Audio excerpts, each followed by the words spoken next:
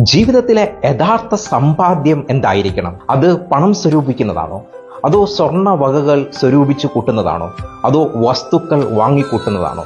എന്നാൽ അതിനേക്കാളുമൊക്കെ ഉപരി ജീവിതത്തിൽ നമുക്ക് അത്യാവശ്യമായി വേണ്ടുന്നത് ഒരുപാട് സ്നേഹം ഹൃദയത്തിൽ നിറയ്ക്കുവാൻ നമുക്ക് സാധിക്കണം. ഒരുപാട് സ്നേഹം വാരിക്കോരി കൊടുക്കുക, ഒരുപാട് പേർക്ക് നന്മ ചെയ്യുക, ദൈവത്തെ സ്നേഹിക്കുക, മനുഷ്യരെ സ്നേഹിക്കുക. അതാണ് ജീവിതത്തിലെ ഏറ്റവും പ്രാധാന്യമർഹിക്കുന്ന ഒരു കാര്യം.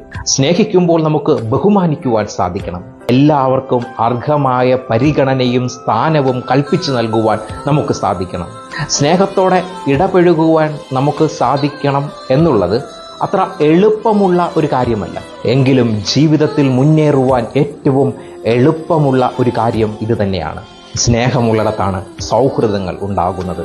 സ്നേഹമുള്ളിടത്താണ് ബന്ധങ്ങൾക്ക് ആഴം വർദ്ധിക്കുന്നത്. സൗഹൃദങ്ങൾ ഉള്ളിടത്ത് സാഹോദര്യം ഉണ്ടാകുന്നു. സ്നേഹമാകട്ടെ നിങ്ങളുടെ ജീവിതത്തിലെ ഏറ്റവും വലിയ സമ്പാദ്യം. അതുകൊണ്ടാണ് മത്തായിയുടെ സുവിശേഷം 10-ാം അധ്യായം 9-ാം തിരുവചനത്തിൽ വചനം ഇപ്രകാരം പറയുന്നത്: നിങ്ങളുടെ അരപ്പട്ടയിൽ വെള്ളിയോ സ്വർണമോ ചെമ്പോ ഒന്നും കരുതി വയ്ക്കരുത്. നിങ്ങൾ കരുതി വയ്ക്കേണ്ടത് ഉള്ളിൽ നിറയെ സ്നേഹമായിരിക്കണം.